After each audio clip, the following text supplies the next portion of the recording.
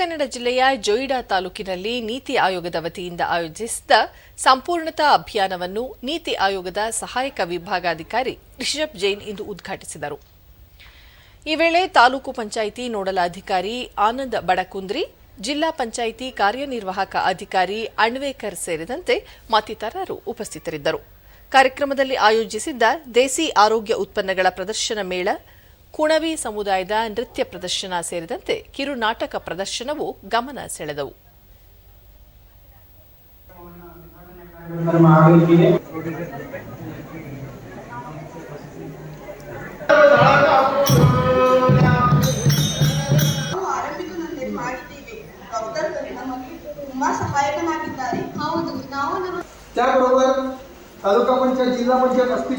ಬಳಿಕ ಕಾರ್ಯಕ್ರಮದಲ್ಲಿ ಆನಂದ್ ಬಡಕುಂದ್ರಿ, ಮಹತ್ವಾಕಾಂಕ್ಷಿ ತಾಲೂಕುಗಳ ಅಭಿವೃದ್ಧಿ, ಸಂಪೂರ್ಣತಾ ಅಭಿಯಾನ ಆದ್ಯತೆಯಾಗಿದೆ.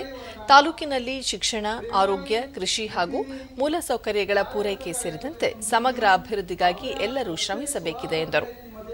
प्रत्येक गावामध्ये कशा पद्धतीने अभिवृद्धी व्हायला पाहिजे, कशा पद्धतीने आपला जोडा विकसित व्हायला पाहिजे, एक दुर्दैवाची गोष्ट अशी आहे.